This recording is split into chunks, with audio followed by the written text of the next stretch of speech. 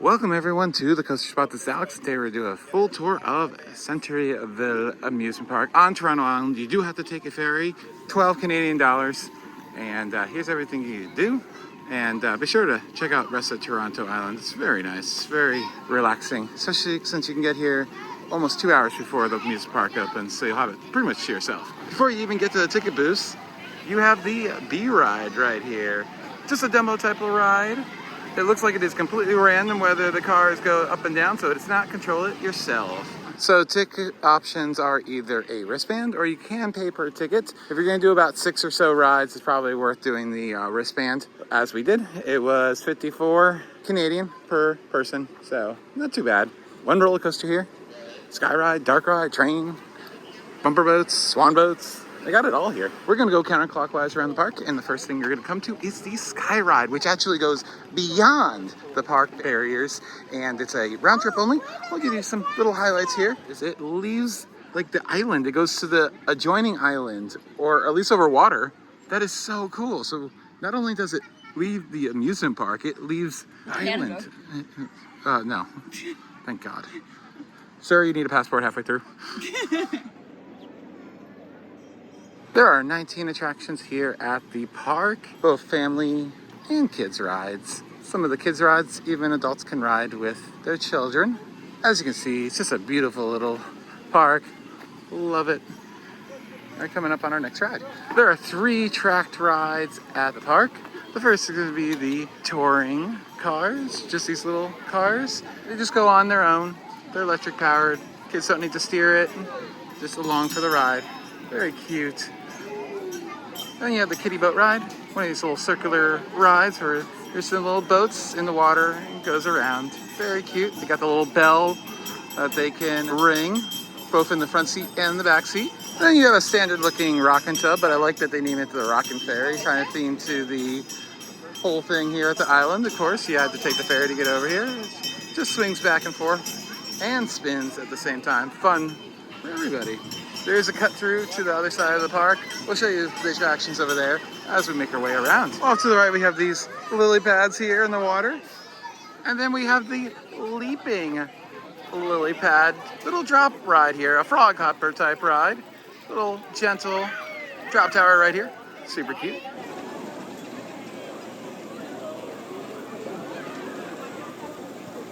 And then off to the right is the Toronto Island Mine Coaster. Just a simple little 20-foot tall roller coaster with a few hills, a helix, and yeah, a little fun and thrill. One of the newest rides here, built in 2014. And coaster enthusiasts, yes, you can ride it. No kid required.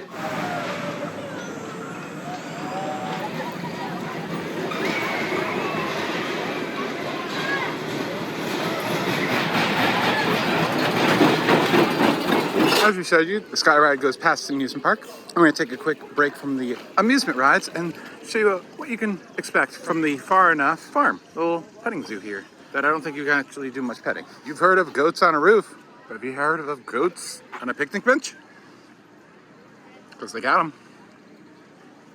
Teeter-totters and all that type of stuff for them to play with. And of course, this petting zoo is free. Whoa, hello, Mr. Peacock.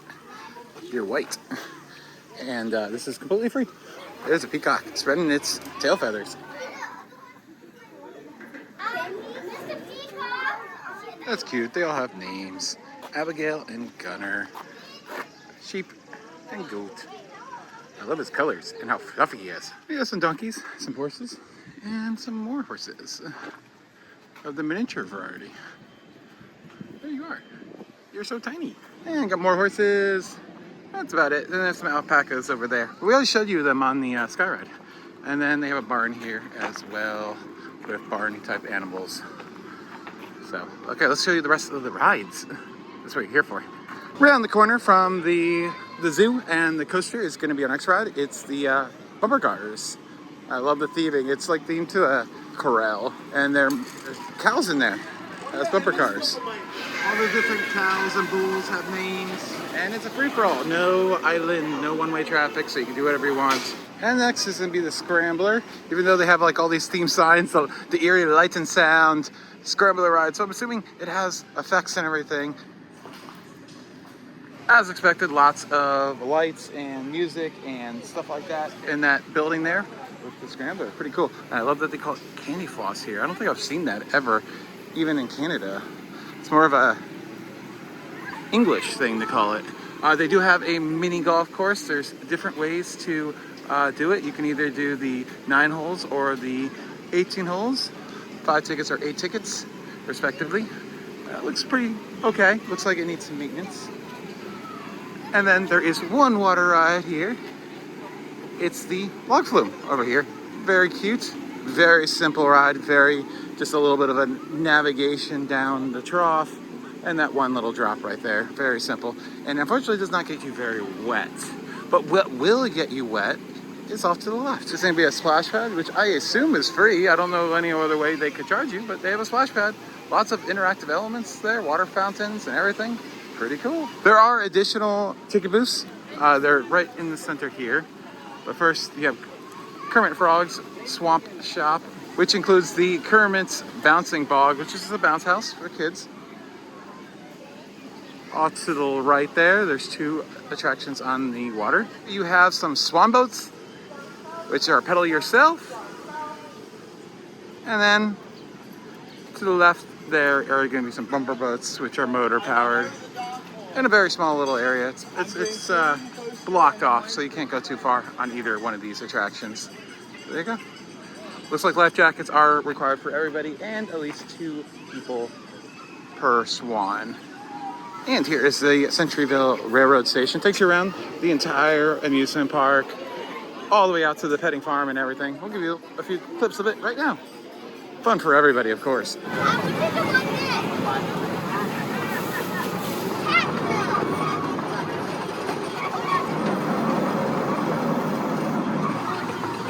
Oh, we have a tunnel. And I absolutely love the bumper boats. Granny Red Scrub-a-Tub boat ride. The names here are so amazing. And next up is going to be the fire engines, which is a little tracked vehicle ride for the little kids. They don't have to do any driving, just along for the ride. Very cute with the little fire engine cars. So cute. Love it how it's in the little forested grove. There is a bunch of food here in the amusement park, but we've just seen it's like burgers, hot dogs, pizza, a Subway. Not much really, it's pretty simple. But a gem here is going to be the Haunted Barrel Works, which is an old school dark ride. This park opened, I believe, in 1967, and I'm pretty sure it's from 1967, so it's like old school. Just a bunch of pop-out stunts and everything. It's great. Here's a few looks of it. Ah! Beware! Oh, it's so dark in here too.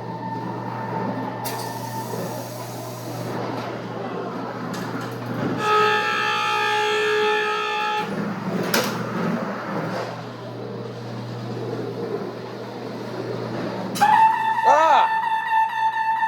Whoa. Next to the little fire engine ride, or fire car ride, is going to be the antique car ride. This is the one where you drive it yourself. You're on a track. It's gas powered. So you can have a little bit of movement. Of course, kids can have it as their first ride where they're actually driving, and you do the pedals for them. Cider bar is very misleading. There's no alcohol there. And Uncle Al's Smokehouse and Grill, again, misleading. No barbecue. It sounds like there should be barbecue, but there is no barbecue. And we're kind of back to where we were originally at the first rides. We're gonna take this bridge next to the town hall, which has a small museum in it and everything, which is really cool. And go over that bridge over there to the last few rides. Next up is the Barrels of Fun. I think it has another name. I'll put it up in the corner right now. Also, the bumper boats are right over this way too, so another way to get over there. But just a teacup type ride. You ride inside the stomach of a bear, and you can spin around. And then there is a antique carousel from 1903.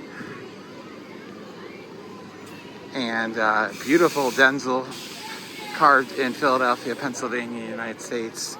All different types of animals, ostriches, bunnies. I think we saw some lions and tigers maybe, oh my. There's a cat with a fish. giraffes.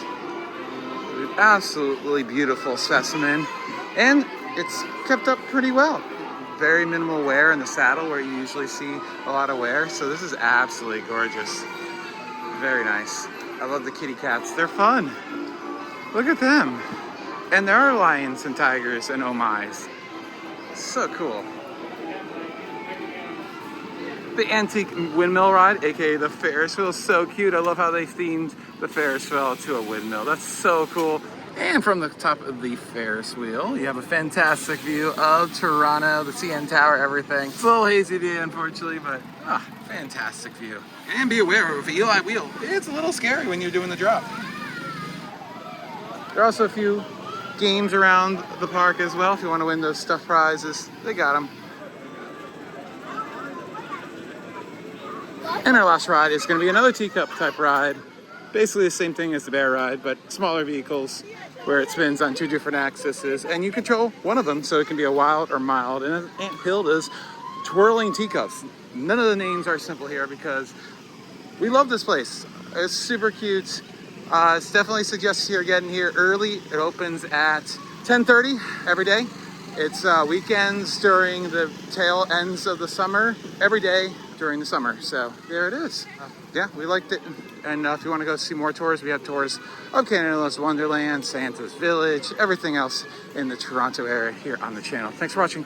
It's been Alex. Like, comment, and subscribe.